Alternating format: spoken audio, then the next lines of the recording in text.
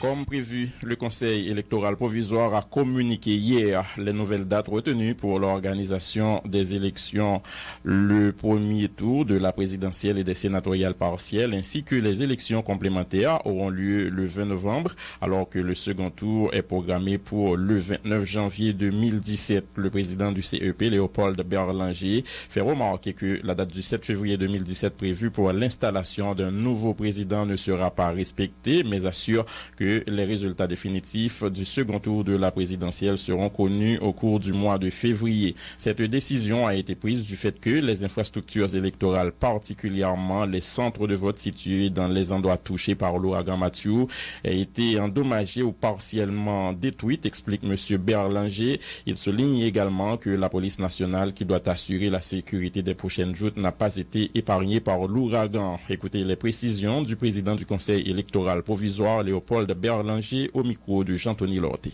Certainement, il y a quelques institutions, quelques bâtiments que le Conseil électoral a occupés souterrains, notamment Bec-Bed. Au niveau de Bec, il y a quelque chose qui prend. Mais plus gros problème que nous gagnons au niveau de l'infrastructure électorale, là, c'est-à-dire bâtiments qui supposaient servir comme centre de vote pour élection, essentiellement des écoles publiques et privées. Établissement ça en pile là-dedans, nous sommes capables de dire un fort pourcentage dans la zone qui est affectée. Et l'on prend pour l'ensemble, capable de quasiment presque environ 30% de bâtiments ça ou bien partiellement endommagés ou partiellement détruits. Et il y a certains cas, ils ne sont pas accessibles, ou pas même qu'à arriver côté parce qu'il y a des centres de vote qui sont dans des sections communales, des zones côté que l'eau descend, route coupée, etc. Nous avons une situation tout côté que PNH, là, notamment qui gagne pour assurer sécurité pour ce processus électoral là, il y a un pile mamie, bien entendu, qui prend coup. Bon, il y a des bâtiments PNH là, tout probablement qui est affecté dans la zone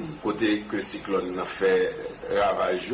Le conseil là analysé situation et que le réfléchit, conseil là va établir trois priorités par rapport à la situation qui existait. Premièrement, il dit que si il y a une responsabilité pour le faire élection pour citoyens ou citoyennes de notre pays, il n'est pas capable de quitter une portion là-dedans dehors. Pour le dit que bon, il va faire élection pour côté pas de problème. Ça, conseil là dit que il n'est pas qu'à faire un bagage comme ça. Depuis l'élection a fait pour tout le monde et notamment s'il s'agit d'une élection présidentielle. Deuxième priorité, c'est que nous toujours dit que nous voulons faire bon genre élection qui est crédible, qui chita sous rigueur avec transparence. Situation privée, nous pas voulu que pour nous dire que bon, ok, n'a fait élection, le département ça a quand même, mais élection ça a c'est pour des élections aux gens pour y vider, qui pas bien fait. Troisième priorité, nous, c'est que nous voulons que justement, une élection qui est acceptable dans tout département pays,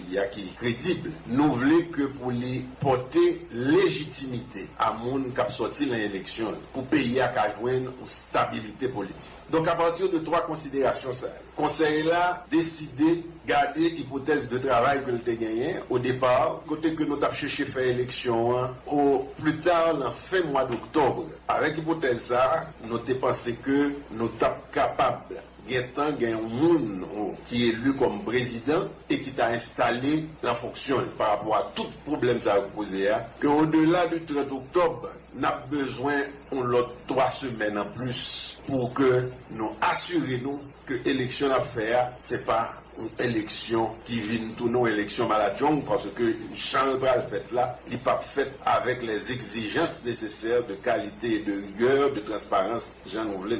Donc, à partir de là, décision conseil la prend, c'est que premier tour élection, nous prévoyons à la date du 20 novembre 2016. Deuxième tour élection, la fête à la date du 29 janvier 2017.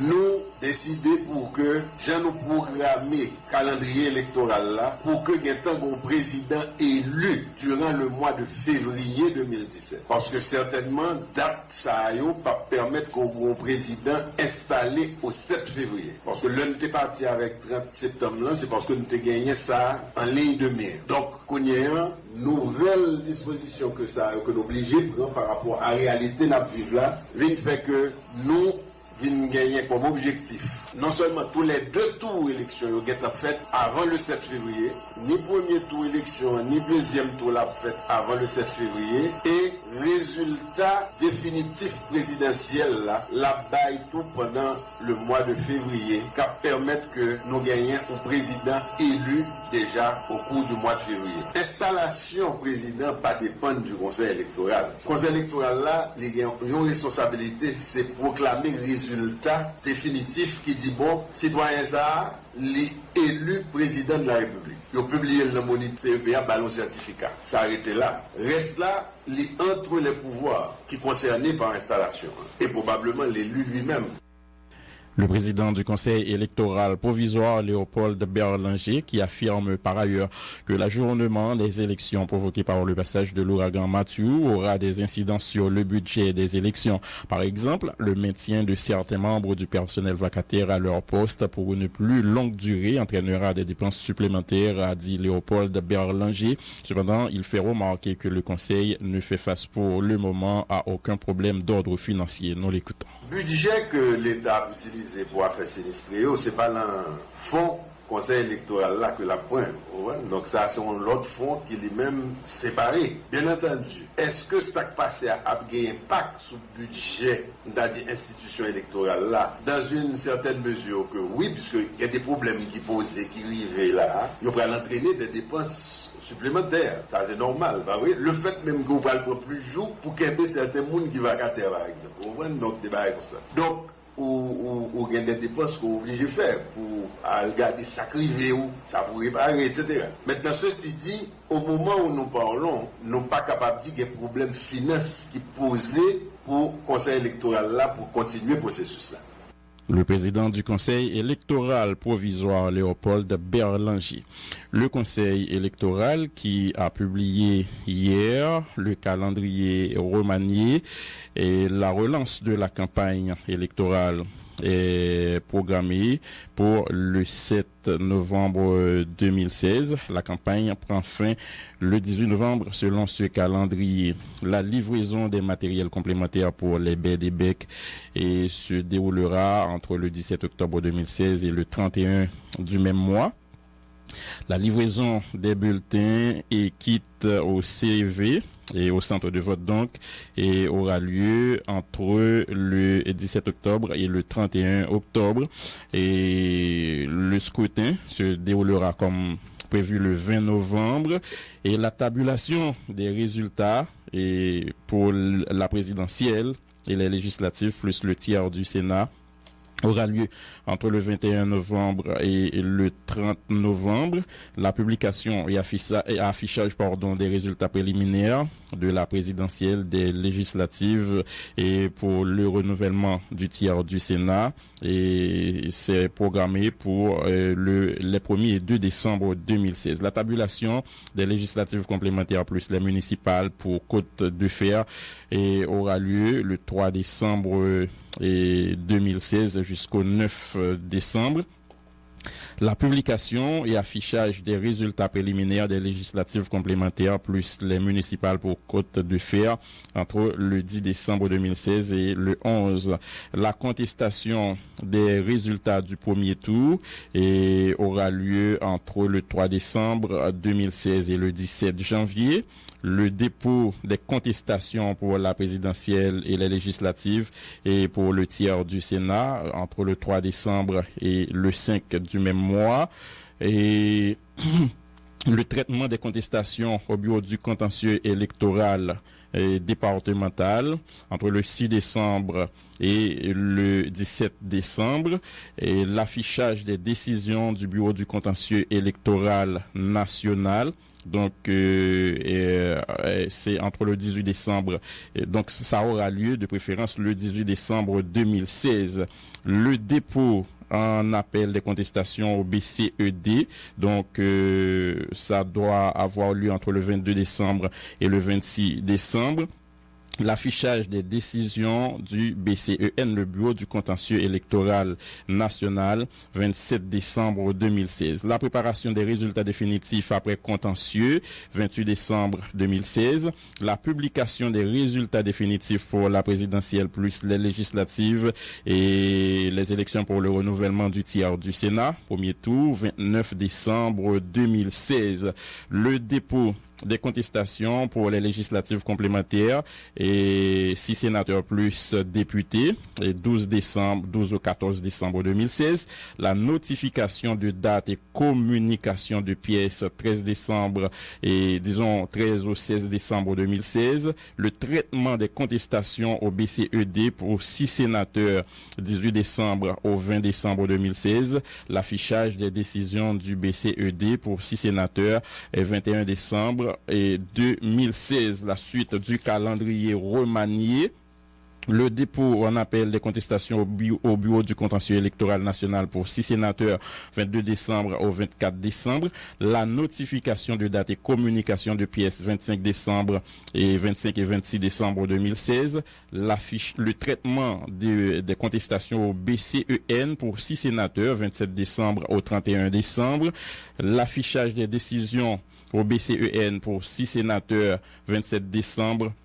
Et donc l'affichage des résultats en contestation, 1er janvier 2017, préparation des résultats définitifs après contestation et pour les législatives complémentaires pour 6 sénateurs, 2 janvier 2017. La publication des résultats définitifs des législatives complémentaires et pour les 6 sénateurs, 3 janvier 2017. Le traitement des contestations au BCED pour les députés, 23 décembre au 26 décembre, l'affichage des décisions au BCED pour les députés 27 décembre et 2016, dépôt en appel contestation BCEN pour les députés 28 décembre et au 30 décembre, et notification de date et communication de pièces 31 décembre au 1er janvier, affichage des décisions au BCEN pour les députés et 8 janvier 2017, préparation des résultats définitifs après contestation pour les législatives complémentaires pour les députés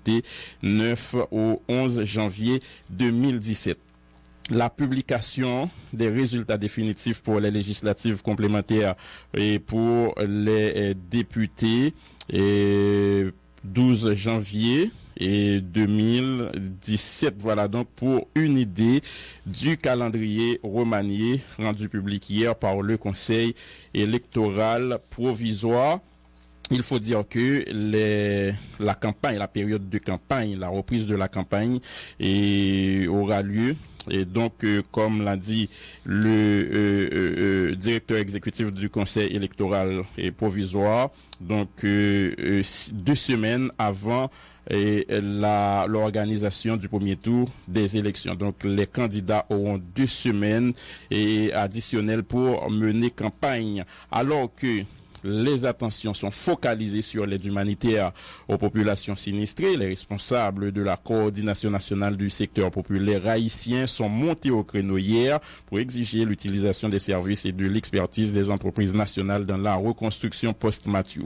Les dirigeants du CNSPH se sont également prononcés sur le dossier des élections, exhortant le Conseil électoral à mettre tout en œuvre en vue d'organiser les prochaines joutes dans le plus court délai afin de doter le pays de dirigeants légitimement élus.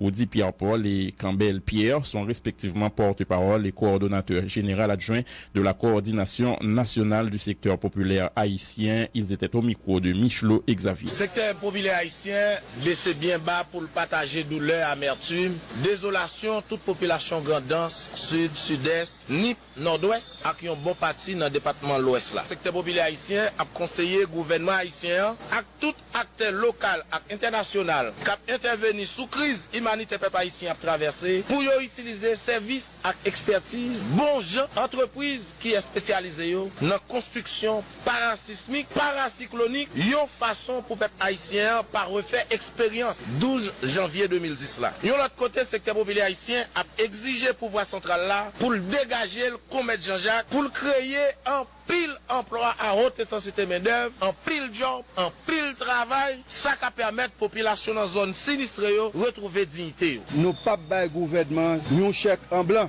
pour que comprendre, pour miser sur question catastrophe là, pour prendre les luttes, pour pas organiser élection dans le pays. Élection c'est une condition sine qua non pour peuple là sortir dans l'obirette gouvernement de facto dans ce sens ça. Secteur populaire bail ultimatum avec gouvernement de facto ça. Pour organiser élection pays pressé dans date très courte parce que pour peuple a gagner un soulagement, il y a une seule condition. Condition c'est organiser l'élection pour gagner un gouvernement responsable, un gouvernement qui sortit dans l'élection qui gagne légitimité peuple là pour permettre que peuple là sorti dans maras qu'il y a. Autre point de l'actualité, les sénateurs Yuri Latortue et Jean-Renel Senatus confirment la présence de militaires dominicains sur le sol national. L'élu de la Hortibonite a distribué hier des photos de ces soldats dominicains à la presse et affirmé avoir rencontré les responsables du contingent sur place. Pourtant, avant-hier, le ministre des Affaires étrangères Pierre Delienne avait démenti formellement la présence de soldats dominicains dans le pays. Tenant compte de notre histoire et de l'état des relations entre les deux pays, on ne saurait accepter la présence de militaires dominicains en Haïti, a dit le sénateur Latortue, qui demande à l'exécutif d'ordonner à ces derniers de quitter le pays. Pour sa part, son collègue Senatus, lui aussi très offusqué, estime que la dignité et la fierté haïtienne sont menacées et que le pays se dirige vers une occupation par la République dominicaine. Le Conseil supérieur de la police nationale est donc convoqué mardi au Sénat pour qu'il puisse s'expliquer sur ce dossier, a annoncé le président de la Commission Justice et Sécurité du Grand Corps, soulignant avoir adressé une correspondance au bureau du Sénat, lui recommandant de demander à l'exécutif de faire en sorte que les soldats dominicains quittent le territoire national dans les prochaines 24 heures.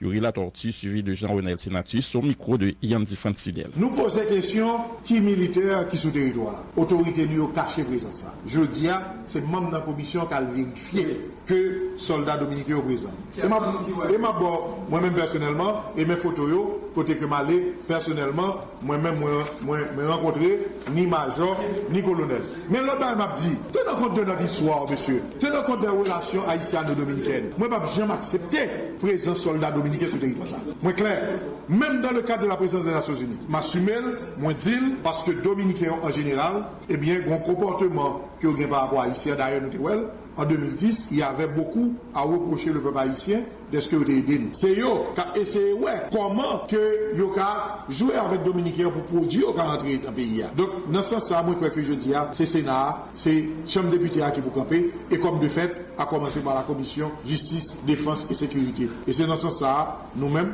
nous d'accord, pour que, justement, nous écrivons Premier ministre là, pour que, avant même que le vienne là, pour que les soldats dominicains, officiers, quittent le pays, je dis, c'est la seule façon pour que, eh bien, pouvoir ça, co-détenteur de la souveraineté nationale, eh bien, il fait travail. C'est seulement une information qui partit, nous apprenons que des militaires étrangers qui sont sur le territoire. Et c'est parce qu'ils n'ont pas accepté qu'ils viennent te poser question à Premier ministre, à ministre intérieur là, pour dire ben nous nombre de soldats étrangers qui là pour nous connaître qui l'autre suivi que nous devons faire ensemble avec eux. Je dis écoutez, la dignité haïtienne est menacée. Son peuple qui a des problèmes, non bas cyclone, non bas tremblement de terre, n'a dormi en battante, mais nous avons toujours été fiers. C'est cette fierté qui est menacée qui fait aujourd'hui commission enlever voile pour dire attention. Nous avons écrit déjà. Nous avons nous menti. Nous avons dit nous pas de guerre militaire sous territoire dominicain. Nous écrit pour venir mardi. Mais entre-temps, nos nouvelles listes, autorités dominicaines ont même démenti l'autorité haïtienne. Pendant que Premier ministre, ministre Affaires étrangères a dit pas gagner militaire dominicain ici, eh bien, l'ambassadeur a dit oui. Gagner militaire. Ça veut dire nous allons vers une sorte d'occupation. Haïtiens, nous sommes pauvres. Haïti, nous ne sommes pas fiers aujourd'hui, mais nous devrions marcher vers notre fierté. Nous toujours dit, et le ministre des Altés dit avant hier, il dit Haïti, c'est un pays souverain. Moi-même, je regarde et me pose la question combien de militaires qu'il a. Il dit mais combien de militaires? La venir lundi, mardi, pour le venir dire nous qui Jean yo fait hasarder occuper territoire national là pour 10 militaires étrangers rentrer sans que le Parlement, co-dépositaire de la souveraineté nationale, il la connaît. Exécutif là pas même connaît si les soldats dominicains sous territoire noir. L'exécutif pas connaît, s'il pas connaît son dérive lié, et pas parce qu'il y a un gros goût, parce qu'il y a un problème pour profiter de l'occasion pour venir dans nos salles besoin de ça aujourd'hui. Moi pense nous devons rétablir et comme nous dit, nous allons l'écrire rapidement dans 24 heures. Nous devons quitter le pays. Les sénateurs Yuri Latortue et Jean-Renel Senatus de la Commission Justice et Sécurité du Grand Corps. Le président du Sénat, Ronald Larèche, se déclare profondément choqué par la présence des militaires dominicains sur le sol national et exige des explications de la part du président Jocelyn Arme-Privère. L'élu du Nord-Est rappelle que le débarquement sur le territoire national de militaires étrangers doit faire l'objet d'un accord ou d'un traité avec le pays en question, mais le Parlement, co-dépositaire de la souveraineté nationale, n'a ratifié aucun document en ce sens qui concerne la République dominicaine, indique le président du Grand Corps. Pour le sénateur Larèche, la présence des soldats dominicains à la base de la marine haïtienne est une forme d'occupation et sous-entend qu'Haïti n'est plus un État souverain. Le président du Sénat, qui confirme la convocation du CSPN mardi au Sénat, demande au président provisoire Jocelyn Arme-Privère s'il a signé en catimini un quelconque accord avec son homologue dominicain pour le débarquement de troupes dominicaines sur le sol national, d'ordonner à ces dernières de quitter immédiatement Haïti. Le sénateur Ronald Larèche, toujours au micro de Yandy France Fidèle. Militaires déplacés. Si nous sommes en situation de vulnérabilité extrême, c'est vrai que nous avons besoin de support, mais ce n'est pas des militaires armés, casqués, bottés pour qu'ils viennent sous sol national là pour venir porter support. Et deuxième bagaille, ils ont établi base marine haïtienne, ils ont posté là et nous avons demandé exécutif là sous qui base est-ce que gon accord si gon traité faut que l'état vienne dans le parlement pour qu'il permette que là c'est vrai nous dans situation de pauvreté gain on cyclone qui passe qui ravage côte sud là nous besoin de support économique mais c'est pas forme de support ça nous besoin de parler de support c'est pas militaire nous besoin pour qu'il vienne basé dans marine haïtienne et quel que soit militaire qui vienne toujours on accord entre l'état haïtien avec et pays, mais la présence des militaires dominicains, le président Privère lui-même dit nous clairement, et est-ce qu'il y a un accord entre les militaires dominicains et haïtiens? Il y a une rumeur comme ça, sénateur Larèche, qui même dit, militaires dominicains au début occupent un espace sur le territoire là, d'après rumeur là, qui dit c'est un accord président Privère tassien, espace là, il est tout considéré comme territoire dominicain. Bon, normalement, nous pouvons gagner accord ça, nous pouvons gagner traiter ça, et si on traite comme ça dans le Parlement, nous-mêmes, nous avons rejeté traiter ça. C'est-à-dire, nous-mêmes, comme co-dépositaires de la souveraineté nationale, nous pas doit quitter des militaires venus souiller sur la. C'est vrai. Vous avez demandé, président Privère, pour le capable, ça quitter le territoire national là, par qui moyen? Nous écrivons pour demander ça? Et il y a des correspondances qui déjà venaient déjà des sénateurs, parce qu'il y a des sénateurs qui étaient allés sur les lieux. Il y a un sénateur au nom de lui, il y a un sénateur Yuri Latortue, il y a d'autres sénateurs encore qui relèvent, qui font part de ça, qui disent voilà donc ça qui a passé dans le pays. Moi-même, comme président de l'Assemblée nationale, moi j'ai une responsabilité. C'est ça que fait et d'ici et mardi, il y a des correspondances qui viennent nous pour que le Conseil supérieur de la police nationale d'Haïti, CSPN, que nous-mêmes nous convoquer, c'est pas inviter, nous convoquer pour venir nous des explications claires qui expliquaient présence militaire dominicaine sous sol là, précisément à la marine haïtienne. Comment interpréter présence là même? Dans quel cadre vous placez? Bon, c'est ça fait moi me dit pas gon traité, pas gon accord qui signe. Si t'es gon traité, gon accord, c'est nous-mêmes pour qui t'es capable de signer au niveau du Parlement haïtien, au niveau du Sénat, t'es capable de statuer sur lui. Nous pas gagner qu'une statue sur lui qui explique la présence des militaires dominicains. En article 59, article 60 en clair, dit les citoyens exercent directement les prérogatives de la souveraineté par l'élection du président de la République, l'élection des membres du pouvoir législatif, l'élection des membres de tout autre corps ou de toute assemblée prévue par la Constitution et par la loi. Or, les citoyens même ont délégué l'exercice de la souveraineté nationale par les trois pouvoirs. Nous-mêmes, si on a un pouvoir, et nous-mêmes, c'est co-dépositaire de la souveraineté nationale. Or, les militaires ont pays dont l'autre symboliser la souveraineté nationale. C'est-à-dire que nous-mêmes, et la présence des militaires dominicains même explique que nous-mêmes, nous pas en état souverain. Nous pas en état souverain, nous pas qu'à parler de souveraineté. C'est-à-dire, c'est ça fait nous demander pour que, si le président privé a des accords, en catimini, il signe avec les militaires dominicains, nous demandons pour 10 militaires qui t'invitent pour venir porter aide pour nous, ils finissent de mettre aide, retourner la caille autant pour souffler avant d'arriver plus loin, parce que dès mardi, il y a des décisions qu'à prendre, il y a des sénateurs qui déjà écrivent pour écrire CSPN pour venir bailler des explications.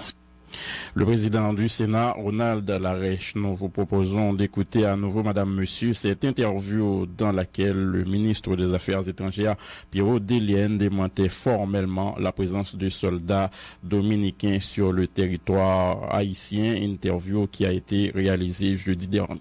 Effectivement, comme vous ce matin, j'ai été étonné de savoir l'information que 1200 hommes de troupes dominicaines seraient sur le territoire de la République. Eh bien, ce n'est pas le cas et ce ne sera pas le cas. La procédure est la suivante. Suite à l'accord qu'on a eu, ils ont eu, comme d'autres pays, à contribuer à la solidarité au niveau du territoire de la République. Effectivement, en sortant de chez eux jusqu'à la frontière, ils ont fait accompagner tout ce qu'il y avait comme provisions, équipements lourds, tracteurs et tout ça, qui sont arrivés à la frontière de Malpasse, bien entendu. Et arrivé, il y a eu une prise en charge des convois par la police nationale qui a un service préposé à cet effet. Par exemple, si vous regardez l'hélicoptère, il y a des hélicoptères des États-Unis d'Amérique du Nord qui sont là, États-Unis. Il y a des hélicoptères de la Colombie. Par exemple, hier, ils ont été à Grand-Boucan, dans la zone de Baradère, où il y a eu certaines difficultés d'acheminement. Et là, il y aura aussi des hélicoptères dominicains, mais tout se fait dans le cadre d'une supervision intégrée. Pas un lien qui a venir comme ça sur le territoire sans avoir l'accompagnement de la police nationale d'Haïti, qui est l'autorité compétente en la matière. Donc effectivement, on a commencé à recevoir et on recevra d'autres encore. Par exemple, au niveau des ports, vous savez qu'on a eu certaines petites difficultés pour les ports du Sud. Et là, il y a des compagnies qui préféraient faire transiter leurs produits par la République dominicaine. Ce qui suppose qu'il y a un trafic permanent. D'ailleurs, le DG de la PNH vient de vous dire qu'on a une équipe permanente à la frontière. C'est-à-dire que ce sont des motards qui devant et on accompagne tous ces produits-là. Ceux destinés à l'État sont orientés vers la protection civile qui se charge de faire la distribution. Il y a des camions, des équipements lourds qui vont sur les routes pour les aménagements. Et on a eu cette collaboration de la part du ministère des Travaux publics dominicains qui, de concert avec le ministère haïtien, il pourra diriger ces ingénieurs qui travailleront en collaboration et même, je peux dire, sous la supervision des ingénieurs haïtiens parce que ce sont eux qui connaissent le terrain. J'étais étonné même, Jean-Avor, que je vois certains même qui dit que c'est le ministère Affaires étrangères qui signe en convention. Convention pas citée comme ça d'ailleurs. Des fois, quand il y a des rumeurs, ça affecte la population en général. Moun dit n'importe quoi. À part l'autre, tu moque, levé, ce n'était pas le cas du tout. Donc quand il y a ce genre de rumeurs, comme le cas de Jacques Mel, il fait tout le monde courir. Vous voyez, ça, c'est très malhonnête de la part de ces personnes. Et Dieu merci, avec une presse active, comme vous êtes là pour aider, assister, supporter la population. D'accord? Vous posez une question, je suis très content de répondre parce que ce sont éclaircissements que moi baou et ou même on va le faire diffusion, enfin les médias en général, afin de permettre à la population de savoir ce qu'il en est. Et bien là encore, on était étonné matin, on était ouais sur tous les médias, 1500 hommes de troupes dominicains, c'est pas le cas du tout. 1200, bon, en tout cas, mais c'est pas le cas du tout. Ceux qui sont arrivés, c'est-à-dire que la procédure, ils arrivent à la frontière et la PNH prend en charge et donne l'accompagnement de tous les biens et produits qui arrivent sur le territoire de la République. D'accord? Donc, à même bon cas, tout à l'heure, DGPNH a dit, lors même qu'il y a des marines américains, mais là, au sorti dans base, pour y aller dans l'hôtel que il y a, vu qu'ils sont nombreux pour paraître sur place, eh bien, c'est la police nationale d'Haïti qui les accompagne. Voilà, le ministre des Affaires étrangères, Pierrot Delienne. Le député Garcia Delva dénonce la décision de l'exécutif de ne pas organiser le 17 octobre prochain à Marchand-Dessalines de cérémonies officielles pour marquer le 210e anniversaire de la mort du père fondateur de la patrie, Jean-Jacques Dessalines. Une telle décision est inacceptable et constitue un manque de respect pour le peuple haïtien, s'insurge le candidat au Sénat pour l'Artibonite sur la bannière de Haïti en action, Garcia Delva. Nous, tout le monde, Marchand-Dessalines, nous voyons ces partis, nous baillons toutes les amis, toutes les familles qui, effectivement, en bas de cyclone ça, notre département du Sud, Grand'Est, Nip, l'autre côté en pays, et dans la Tibonite tout. Mais pour mon machin aujourd'hui, nous croyons que 17 octobre, pour tout Haïtien, pour tout compatriote, pour tout Haïtien natif natal, pour tout le monde qui croit dans la période là, père patrie, et qui comprennent que l'importance que ça a gagné dans l'histoire, nous, et nous connaissons que 17 octobre, en pile question à poser. Et d'après ça, nous-mêmes, nous jeunes dans le bureau, nous apprenons que pas bien la cérémonie officielle machin de Salines 7 octobre. C'est un bagage qui soulevait tout le monde machin. Et moi, je crois que c'est un bagage qui soulevait tout Haïtien. Parce que nous comprenons qu'il y a des problèmes vraiment dans le pays. Nous comprenons qu'il y a des problèmes. Nous comprenons que le côté culturel, il est capable de diminuer. Mais côté officiel, il est supposé respecter parce que son date qui doit respecter en un pays. En fait, nous-mêmes, nous croyons que si le gouvernement a nous là, nous croyons qu'il a regardé nous. Mais dans notre tout le machin, dans notre tout Haïtien, tout le monde qui connaît l'histoire, il faut accepter ça pour que officiellement, pas gagner un TDOM pour commémorer la période là. C'est une décision officielle que le gouvernement prend? C'est une décision officielle que le gouvernement prend. C'est officiellement le prend. Et nous-mêmes, nous comptons. Et nous croyons que tout machin compte, c'est tout pays qui compte.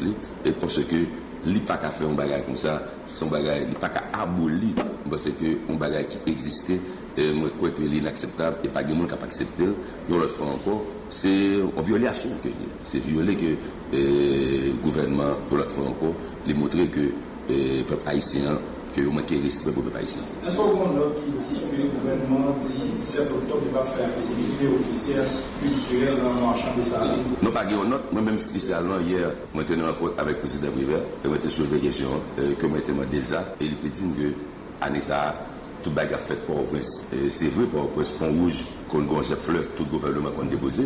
Après ça, qu'il y a un machin. C'est vrai, le président Aristide, qu'on parle machin, mais il qu'on veut le Premier ministre, bien on l'autre ministre. Le président Préval, pareil, le président Matéli, même genre, et je dis, je pense que c'est inacceptable. Nous pas qu'à accepter ça pour que le président Préval comprenne qu'il est capable de faire officiellement pour le faire un messe pour commémorer en période là. Nous pas accepter ça. Le député Gracia Delva. Madame, Monsieur, avant nous observer première pause dans le journal ça, nous allons parler avec correspondant nous dans ce pays, Jean-Gary Joseph, qui fait état de en pile difficulté population ça qui était très touchée par ouragan Mathieu a rencontré d'ailleurs et dans dernier jour ça eu choléra et gain en fait en pile victime dans Grand'Anse là, Jérémy en particulier. Jean-Gary Joseph, bonjour, bienvenue sur Vision 2000. Allô, Jean-Gary? Nous parlons jeune Jean-Gary Joseph tout à l'heure comme ça, et qui parler nous de une situation extrêmement difficile qu'a développé dans Jérémy, dans Grand'Anse et côté et choléra, li vraiment et gon flambé de choléra nous pas réussi malheureusement joindre Jean-Gary Joseph, donc n'a pas l'observé pause là au retour probablement n'a pas parlé avec correspondant nous dans la Grand'Anse côté et gagner en pile difficulté population ça a rencontré Grand'Anse là, c'est une région qui était plus touchée par ravage ouragan Mathieu. Bienvenue, Madame, Monsieur, dans la deuxième partie du journal. Le Premier ministre Enex Jean Charles a procédé hier vendredi au lancement du cycle de formation technique du management public destiné au cadre supérieur de la fonction publique. Il s'agit d'un projet mis en œuvre par l'Office de management et des ressources humaines et le projet d'assistance technique de l'Union européenne avec le support de l'École nationale d'administration de France et la coopération française. Ce cycle de formation s'étendra sur 7 mois et vise 60 fonctionnaires, des chefs et chefs adjoints de services centraux et de services déconcentrés. L'objectif est de créer une réserve de cadres formés aux techniques modernes de management public et de renforcer les capacités institutionnelles de l'École nationale d'administration et de politique publique. Il est financé par l'Union européenne et l'État haïtien. Écoutez un extrait des déclarations du Premier ministre Enex Jean Charles lors du lancement du cycle de formation en technique du management public. Répondant aux souhaits exprimés par la coordination de l'École nationale d'administration et de politique publique, je suis très heureux d'être ici ce matin comme professeur et comme Premier ministre du gouvernement de la République pour procéder au lancement du cycle de formation en technique du management public des cadres supérieurs de la fonction publique. Partant, mes réflexes d'enseignant me portent à vouloir vous prononcer un discours, plus précisément à vous faire un exposé sur la pertinence et la nécessité de cette formation capable d'élever les fonctionnaires à la hauteur de leurs devoirs. Mais déjà, en mêmes occasions, le professeur a eu la chance d'exhorter par son enseignement les jeunes âmes ainsi que les agents de l'État à mobiliser les savoirs et aptitudes requis pour répondre avec efficacité aux attentes de nos populations. Mesdames, Messieurs, la spirale du cycle récurrent de crise sociopolitique et économique qui chaque jour davantage nous affaiblit et nous appauvrit depuis des décennies avait d'être en nous et avec raison un enchaînement de doutes et de questionnements. Au lancement de ce cycle de perfectionnement de nos cadres supérieurs en technique du management public, ce doute persiste et nous porte toutes et tous à nous demander quelle formation pour quelle administration publique et pour quel pays. Je dois vous remercier au nom du gouvernement que j'ai l'honneur de diriger, tous nos partenaires haïtiens et étrangers qui ont rendu possible ce cycle de formation. Particulièrement, je voudrais adresser ces remerciements à l'Union européenne pour son projet d'appui institutionnel au renforcement de l'État haïtien, ainsi qu'à l'ambassade de France pour son appui technique à l'ENA. Je formule le vœu que cette formation soit à la hauteur de toutes les attentes qu'elle a suscitées. Je vous remercie. Le Premier ministre Enex Jean-Charles, le président Privert, a effectué hier une tournée dans le département des NIP dans le cadre de l'évaluation des dégâts causés par le passage de l'ouragan Mathieu et de la gestion post-désastre. Le chef de l'État, originaire de la région, a effectué cette visite après avoir déjà visité plusieurs autres départements affectés par le sinistre. À l'occasion de cette journée, Jocelyn Privert s'est entretenu avec les différentes autorités départementales sur les mécanismes de gestion de la période post-Mathieu. La visite a débuté avec une réunion de travail au centre d'opération d'urgence départementale à Miragouane, où il a fait le point sur les différentes initiatives déjà prises par le gouvernement dans le cadre de la gestion de la crise. Il en a profité pour remercier les autorités régionales qui ont tout fait pour éviter le pire. Comme annoncé avant la pause, on va recevoir notre correspondant permanent à Jérémy, Jean-Gary Joseph, qui pral parler nous donc de une situation très difficile, population dans Grand Anse à vivre, en particulier avec épidémie choléra qui en est recodée sans sac parce que c'est que et nous connaît et mon yo gen un pile besoin, particulièrement besoin d'eau potable, donc pas gain de l'eau, mon yo vivre dans des conditions sanitaires qui vraiment et déplorable. Maintenant, ça va lieu à propagation épidémie choléra. Jean-Gary, bonjour, bienvenue sur Vision 2000. Bonjour Jessica, donc nous pouvons saluer tout le monde qui attend des Vision 2000 dans le moment. Donc j'en dis là, et effectivement, donc épidémie choléra, donc les remontées donc au niveau très élevé dans le département, puisque nous déjà enregistré 11 personnes qui mourent donc à travers différentes communes dans le département. Il y a 179 personnes qui couchent jusqu'à l'hôpital actuellement là, qui l'ont CTCO. Donc c'est une situation qui est très difficile. Donc situation ça est venue suite à passage cyclone Mathieu dans le département de l'Est, puisque nous connaissons et en pile sous l'eau. Donc cette situation de l'eau elle est très compliquée et dans différentes sections communales à Communio. Donc c'est ça qui permet que le choléra lui-même lui remonter la situation ça. Il faut que nous disions que et population a fait face à un peu problème, surtout nous connaissons que la grandeur c'est même agriculture c'est les mêmes et mounio et c'est moyen et c'est cheval bataille c'est moyen d'utiliser plus par exemple si on prend l'âme véritable et nous capable de vivre donc c'est même utiliser plus donc par rapport à ce qu'on a qui crasé donc crasé et plantio qui crasé des bois donc ça permet que la situation très compliquée et aide pas arriver vraiment à travers la section communale, puisque nous sommes capables de constater à travers différentes zones que Edio cap sorti à travers la capitale là pour rentrer Jérémy Donc, moun yo, puisque vous pas joindre, vous profitez, vous pillez camion qui a porté aide. Donc, c'est une situation qui paraît très difficile pour moun et qui a porté aide au niveau du département de l'Ansa, puisque hier, on a constaté et une machine qui a porté du riz. Ils ont blessé le chauffeur et puis ils ont pillé le camion. Donc, ça fait dans plusieurs endroits au niveau du département, surtout dans la zone Bichiti, dans la zone Beaumont, dans la zone ville, dans le centre-ville, donc on fait ça. Donc, c'est une situation qui puisque et nous avons vraiment besoin. Et actuellement, je ne tape de donc l'âme véritable là, depuis mon grand il y a véritable, donc il va dans le grand coup, puisque nous n'avons pas gagné puissant encore. Donc, ça permet que nous ayons une situation où besoin de manger, puisque les gens sont capables au niveau de la protection civile, et ne pas vraiment arriver dans la section communale. Et donc, nous pas comprendre ce qui va passer là, puisque nous avons grand besoin, surtout de l'eau, et puisque c'est ça qui permet que nous aller même les remonter, puisque et si l'eau nous avons utilisé, c'est leur source, puisque socio-contaminés. Et donc, ça qui peut favoriser, je ne t'ai dit, la propagation, épidémie choléra. Mais on font tirer sous affaires et pillage, individus et mal intentionnés a fait les sous convoi capoter aide et humanitaire l'autre bois dans Jérémie, dans Grand Islam, pour bien dit. Et la police lui annoncé à maintes reprises que y a pas encadré convoi et nous avant hier ministre justice là dans conférence de presse dans primature il était à parler de tolérance zéro vis-à-vis et de individus ça qui a fait pillage dans aide qui pral joindre victime ouragan Mathieu.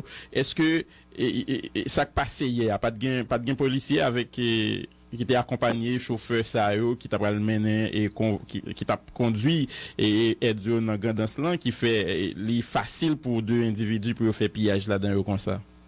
Bon, c'est aide qui pas coordonné et j'en ai capable puisque camion toujours capable de conteneur toujours venir sans la police puisque normalement tu as supposé annoncer et protection civile bien quelle aide qui venir donc de façon pour capable coordonner avec la police pour l'accompagner que ce soit du côté de Bichiti ou bien jusqu'à Campérin pour capable venir dans la saveur. Donc ça permet que par une coordination vraiment et jeune capable et il y a fait là puisque nos machines ont été n'importe clair et vraiment je pense que c'est une situation qui dépasse la police et j'ai fait là parce que par une coordination qui dit mais telle aide cap venir mais les venir de façon capable de venir donc d'où nécessité pour monde qui voulait porter aide de Konya pour alerter protection civile la police en façon pour un accompagnement sinon aide la pas privée.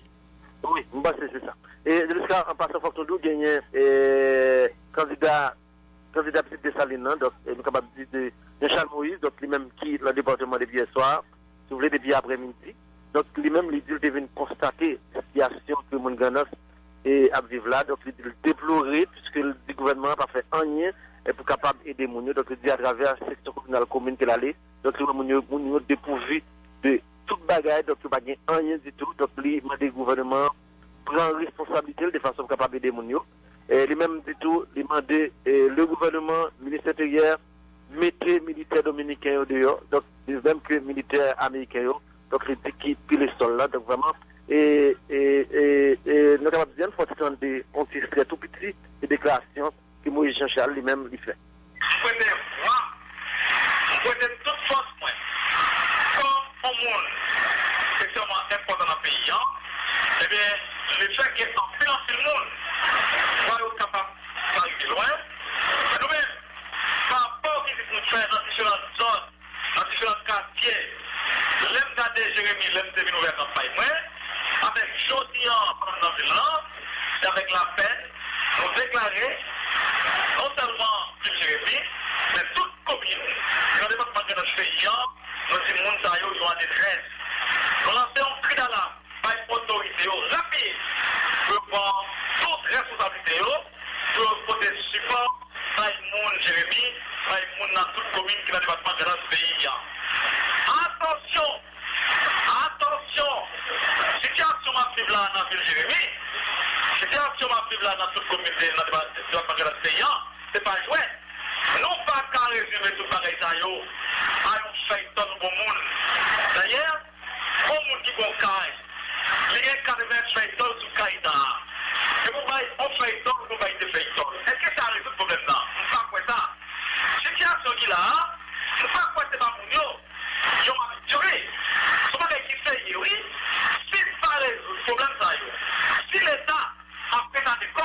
et de pas de réel temporel. Déjà, franchement, l'État, il a fait un peu de faux pas dans la situation ça. Par rapport à la dimension qui donne, ça va de réel temporel. Je n'attendais là, donc, je suis même il t'a parlé, parce que il y a un pile, et nous vraiment, l'envie de Jérémy d'accompagner, qui visitait plusieurs quartiers populaires dans la ville là. Donc, monsieur, alors c'est tout. Donc, il a déjà parlé avec pays ligoué, donc, cap voyez médecin, cap voyez manger, donc, pas seulement dans le département de l'Assemblée, mais dans toute dans le département de la région sud-là, de façon capable de porter support à mon qui est victime. Eh bien, merci beaucoup, Jean-Gary Joseph. Voilà, Jean-Gary Joseph qui c'est correspondant permanent nous dans Grandance là, nous avons des situations extrêmement difficiles et population Grandance là qui vivent en pile et avec un pile problème, il y a pas gain manger, il y a pas gain de l'eau potable et c'est justement ça qui baille lieu à propagation épidémie choléra dans région ça et sources contaminées, le fait que moun yo pas joindre de l'eau pour yo boire, yo obligé utiliser de l'eau source et voilà que choléra lui-même la prend pied dans la Grandance et donc c'est une façon pour nous alerter autorité et centrale de situation ça pour voir dans quelle mesure yo capable gérer et ainsi limiter les dégâts. Marie-André. Le maire de Jérémy, Claude-Harry Miller, dont la ville a été dévastée par le passage du cyclone Mathieu sur Haïti, continue d'appeler à l'aide humanitaire d'urgence au profit des sinistrés, parallèlement à la nourriture de l'eau potable qui sont les plus urgents. L'édile de Jérémy insiste sur la nécessité pour les autorités de déployer des efforts pour faire face à la nouvelle poussée de l'épidémie du choléra observée dans la région. Le premier citoyen de la commune de Jérémy plaide également en faveur d'une meilleure coordination des actions des institutions qui interviennent sur le terrain et en appelle à des actions rapides pour commencer à reloger les sinistrés. Claude-Harry Miller affirme que 9000 familles sont actuellement en abri provisoire dans la métropole de la Grandance où l'ouragan Mathieu a fait plus de 250 morts. Le maire principal de Jérémy, Claude-Harry Miller, était l'invité de Valérie Numa hier matin au journal Infovision. Premier bagage, nous devons faire la première là, nous commençons bien entendu. Il va lancer une urgence parce que le choléra a commencé à ravager mon lieu là. Ouais, si nous sommes capables de faire prévention choléra, c'est profiter de porter de l'eau à manger par le monde. Ça veut dire trois bagages, ça, nous marier ensemble. Ça veut dire, si nous disons poser le choléra action, c'est trois bagages, ça veut dire vous marier ensemble et vous faire bien seul. Deuxième bagage là, nous disons, de vous être temps masqué, quelque chose. Parce que vous pas de côté pour nous dormir. Tout cas, par exemple, nous avons 9000 familles qui sont sans abri là, sans abri. Ils sont lagués là, dans la rue. Donc ça veut dire, nous savons, ils ont organisé la politique, nous sommes carrés de nos côtés, nous fouillons des trucs. Demandez-nous tol, demandez-nous là. Moi-même, pas de retourner avec tol, après là, pour nous venir là. Le premier bagage, c'est à déplacer nous dans une zone côtière et puis construire une maison, côté tout le monde respecter et côté nous va dans l'autre aspect sur le plan physique. Et je pense que c'est une bagaille qui a besoin de la connaître parce qu'il nous faut bien suffisamment de moyens pour nous permettre à la population ça jouer une possibilité de nous dormir bien. On ne va pas quitter mon l'abri provisoire parce que quitter mon l'abri provisoire. Côté on pas peut-être qu'on quitte mêlé avec l'autre monde, ça veut dire ça qu'on a pour la propagation de l'île comme ça. Il y a un monde qui est choléra dans l'abri provisoire. Si rapidement nous pas déplacer nous là à l'abri provisoire, c'est une barrière catastrophique. Nous allons déboucher sur une barrière catastrophique. Donc c'est à faire, nous dit tout partenaire national et international qui décide de battre nos pépins et pas une fait dilatoire, qui réagit le plus rapide que possible. Le gouvernement a acheminé 10 camions d'aide humanitaire aux habitants des communes touchées par l'ouragan Mathieu dans le département du Nord-Ouest.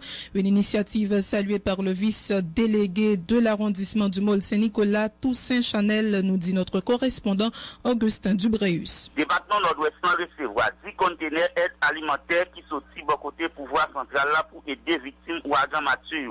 8 dans 10 conteneurs silayo pour distribuer par victimes 4 communes dans nord-ouest qui c'est communes qui étaient touchées à passage ouragan Mathieu. Vice-délégué arrondissement Môle Saint-Nicolas, Toussaint Chanel remercie le gouvernement en place là pendant demander autorités centrales pour aider moun yo reconstruire taille ouragan Mathieu est écrasé. explication tout un Chanel. Nous demandons l'État central là tout pour intervenir dans le cadre de reconstruction caillou. Parce qu'il faut vraiment gazer pour venir nos besoins tôles, pour reconstruire, pour venir en aide avec la population. Ensuite, prouver que les zones vives de l'agriculture, c'est masse. Parce que ça y est fait que si nous plantons là, mais Mathieu ravagé, nous avons besoin de ce masse tout pour la population, pour le cas, pour le jardin. Dans le cas de ça, nous avons garanti. Côté la support des mairies, côté ces monde qui sont victimes, qui peuvent joindre aide là et il y a besoin de toucher. N'a souligné l'autre des conteneurs, yo pour distribuer par victimes dans quelques communes au nord-ouest. Métropole nord-ouest, Port-de-Paix, Augustin Gibrius, Vision 2000. Merci Augustin. Le parti Racine Campepla exprime ses sympathies aux victimes de l'ouragan Mathieu. Le secrétaire général de cette structure politique, Marc-Arthur Fils-Aimé, déplore le fait que les gouvernements qui se sont succédés n'aient pris aucune disposition pour limiter les dégâts lors des catastrophes naturelles, rappelant qu'Haïti est très vulnérable par rapport à ces phénomènes en raison de sa position géographique. Pour sa part, Ulrich Jean-Pierre, un membre du parti, a salué la solidarité manifestée envers des sinistrés. Tour à tour, Marc-Arthur Fils-Aimé et Ulrich Jean-Pierre au micro de Diego Chol. Pour nous-mêmes, même son événement qui passait journée jeudi, non tant bien précis dans l'histoire pays, mais les marées à une situation structurelle. Côté Haïti, Chita, même qui fait que toujours gagner cyclone et a toujours gagné cyclone. Donc situation structurelle parce que du gouvernement, même l'État haïtien, l'État prend mesure pour effectivement empêcher à ce que à chaque cyclone, à chaque bouleversement climatique pour gagner toute quantité de victimes. Donc, c'est une situation naturelle, effectivement, mais qui gagne conséquences à cause de mode politique nous gagnons tant au niveau national qu'au niveau international. Donc, dans Racine Campepla, nous pensons pour gagner un pouvoir côté ces besoins peuple qui passaient avant, côté ces monde qui passaient avant toute qualité intérêt. Parti Racine Campepla saluer tout le monde dans la société et de pays qui portent solidarité by victimes cyclone Mathieu. Nous avons besoin de l'esprit combi ça qui pour permettre de traverser moments difficiles que le peuple haïtien a vécu aujourd'hui et nous constater avec indignation le comportement de candidats de partis politiques qui a profité de situations misérables, catastrophiques que le peuple a vécu aujourd'hui, en particulier mon Grand Sud. Même si le peuple haïtien a vécu une situation difficile, mais il y a une dignité, il mérite respect. Nous condamner l'utilisation politique qu'a fait de catastrophe ça et remercier le pays qui c'est de pays qui fait de solidarité avec le peuple haïtien, avec respect, tant que Cuba avec Venezuela, l'autre pays tout, mais il ne pas utiliser les armes pour venir sur le territoire. Le directeur départemental du Nord de l'électricité d'Haïti, Henri Civil, appelle tous les abonnés à s'acquitter de leurs dettes envers l'institution afin de permettre au gouvernement d'avoir les moyens nécessaires pour venir en aide aux victimes de l'ouragan Mathieu. Jean-Rod Paul. Objectif conférence pour la presse, c'est pour demander tout contribuable BDH sa solidarité avec le monde cyclone Mathieu frappé dans le grand sud pays avec le département nord-ouest là qui perdit proche amis et gain. Moi, c'était là, directeur régional Nord-EDH là, qui précisait, meilleure façon de contribuer à VDH dans la région Nord, qui a fait solidarité ça, à tout le monde qui est victime, c'est venir payer, pressé, tête qui fait 2 milliards de gouttes à la compagnie nationale électricité, qui permet de faire face non seulement à l'exigence compagnie en gain, non, mais ça permet tout, ça rejoint en plus là, et de l'autre région qui en a besoin. Ingénieur Henri Civil. Ni Ocal, ni Gandon, ni Jérémy, ni Nif, ni Baradin, tout côté ça au casé, réseau casé là-dedans. Donc, nous venons à gagner énorme par rapport avec l'appui que nous avons besoin. Qu'on y a, puisque nous avons gagné énorme ça, qu'on y a là, donc, le Nord, ça va faire part à des peuples, d'une manière individuelle, séparément, et supplier excédent pour le reste de la région sud, ça a été ça par les solidarités. Excédent, si nous avons une recette qui est supérieure par rapport à la dépense, pour l'excédent, c'est ce que les gars-là capables de faire excédent, ensuite pour comment ça ils ont amélioré ou bien reconditionné ça dans le sud, dans la tendance. Le directeur départemental Nord, EDH là, profite d'annoncer diverses zones qui ont commencé à l'électricité dans la région, tant que Plaine du Nord, Acule du Nord, avec 12 quartiers populaires dans la ville Cap-Haïtien, tant que Champagne, Petit-Anse et Taravine. Ingénieur civil, pendant la conférence là, il y a deux autres responsables locaux de Chavel, Yon parmi eux, c'est responsable communication qui c'est Prague Fabien. Jean-Paul Cap-Haïtien. Vision 2000. Autre information à ce journal, lancement hier vendredi au gymnasium Vincent des activités commémoratives de la journée internationale pour l'élimination de la pauvreté prévue le 17 octobre prochain, une initiative de l'Office de la protection du citoyen et de ATD Carmonde. Le thème retenu cette année, de l'humiliation et l'exclusion à la participation. Écoutez les déclarations de la protectrice du citoyen Florence Elie au micro de Lovely Stanley Numa. Depuis m'entraînant au chaque année, commémoration, c'est tellement important pour nous. Le conflit avec 17 octobre, vous voyez mon 17 octobre pour nous capable avec mon en misère. L'important pour nous en pile parce que OPC a une obligation pour protéger les plus vulnérables. Il dit femmes, il dit timoun, il dit handicapés, il dit moun âgé, il dit moun en prison tout. Mais ou cap gen n'importe qui catégorie ça yo et puis en plus, yo misérable. Donc parole la misère son valeur ajoutée terrible. Et nous-mêmes dans l'OPC, travail nous, c'est ramasser doléances pour que nous fassions moun qui pour occuper yo pour le prendre responsabilité. Dans ce sens ça, je dis moi dis que pour moi bagay qui plus important c'est l'éducation. Parce que n'importe quel changement qu'a fait dans vie au monde, faut le faire dans tête ou d'abord. Et s'il fait dans tête ou et dans cœur ou son monde ou sur le chemin du développement. Donc insister en pile sur ça, problème la misère, li affecté monde démographiquement tellement que il vient créer un mouvement. On a cherché la vie meilleure de l'autre côté et nous espérons que avec beaucoup d'énergie, beaucoup de dévouement, beaucoup d'amour, nous aimons parler de l'amour. Parce que l'amour générique, ça veut dire que tout est possible avec l'amour. Tout est possible parce que l'amour a bon carburant, la bonne énergie, la bonne tout son besoin pour atterrir. Donc moi encourager tout le monde, mettez en pile l'amour dans le cœur pour que vous partager avec l'autre monde qui gagne moins, pour vous capable aider monde. C'est pas une question seulement partager bagaille matériel. Ou par exemple décider pour un groupe petit monde ou apprendre comment pour faire un artisanat de récupération. Quantité fatraque dans la rue, quantité bagaille qu'on gagne, qu'on rencontre au théâtre national là. Tout bagaille ça yo bien doit transformer yo. Il y a rien que l'être humain pas qu'à faire s'il pas veut.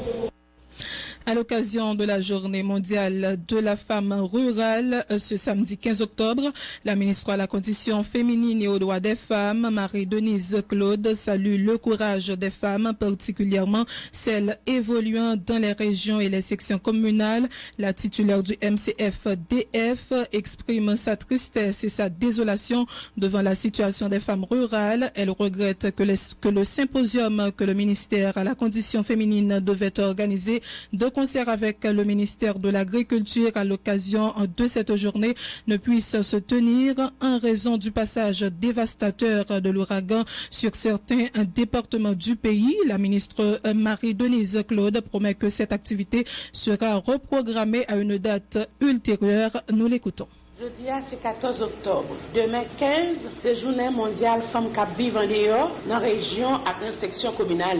C'est un jour côté pour le ministère Condition Femmes et Droits Femmes. Tu es supposé retirer le chapeau d'ouvrir courage femmes, chaque femme dans le pays d'Haïti. Mais c'est avec un pile serré, avec un pile désolation que nous trouvons notre passé moment ça. Nous connaissons ce qui passait dans 5 départements dans le pays. Côté majorité jardin détruit, la rivière beauté toute bête, et puis un pile cas écrasé. Ça veut dire, l'autre fois encore, femmes ont frappé, cyclone frappé fort. Mathieu pour te aller, boîte secret, mesdames, avec tout ça, vous possédez. Dans le moment ça, nous te devons fêter courage, famille. Nous te devons organiser un gros symposium qui te doit faire côté famille, tu as bien bail 10 ans, sous qui j'ai ouvert le développement pays, pendant que tu as l'agriculture familiale. Vous voulez ça que le ministère Condition Femmes et Droits Femmes t'a fait sous patronage première dame non dans tête collée avec le ministère Agriculture. Malheureusement, nous avons qui j'en ça passé. Mais circonstances pas permettre nous qu'un date 15-19 octobre, nous te planifié pour nous réaliser pour ça. Nous obligés dans moment ça partager tous les femmes qui victimes. Mais comme nous connaissons, c'est femmes qui kembe protocole bay manger, c'est dans marché, qui c'est dans combi pour faire jardin, qui c'est dans faire production pour porter dans marché.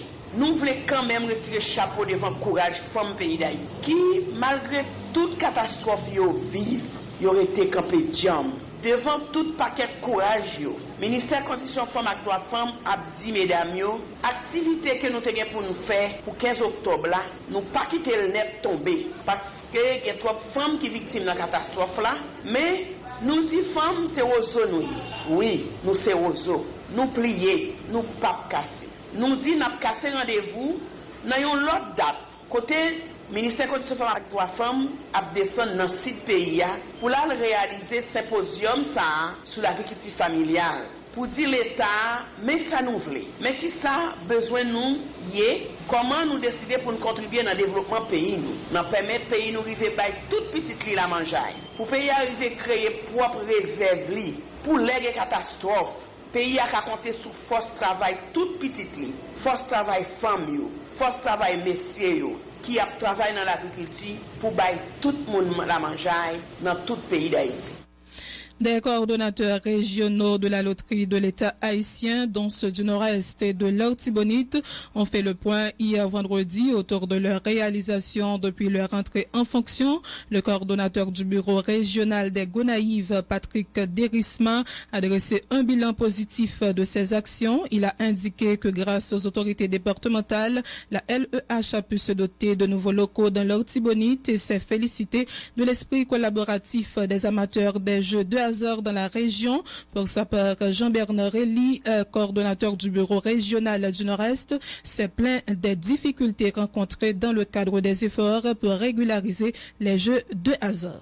Commission départementale Latibonite a marché très bien, surtout dans base Latibonite et dans haut Latibonite, si difficulté que tu rencontré, c'est pas trop grave. Grâce à collaboration, magistrat communal Gonaïve là, directeur départemental agriculture là, à toute la police, commissaire du gouvernement, doyen tribunal première instance Gonaïve là, et l'autre instance toujours, yo fait loterie l'État haïtien joignant local à peine qui en réparation là d'ici lundi si Dieu veut pour commission départementale là commencer à opérer. Si Chita parle nous faire ensemble avec tenancier yo, moun gagé yo, en général tout monsieur hasard yo ouais à bon oeil Jean loterie l'État haïtien vle avancer dans département Latibonite. Lacune qui gagne yo, tant que Jean camarade Nord-Est a dit, il a fait tout effort pour nous porter des clarifications pour l'autre monsieur qui sous côté cap fait diffamation yo, chercher côté yo mettez koy. Nord-Est depuis nous installer ce problème. Même vle montrer population bien acteurs qui concernent dans l'État problème yo ka résoudre. M'a demandé comme c'est l'autre de l'État haïtien, c'est l'État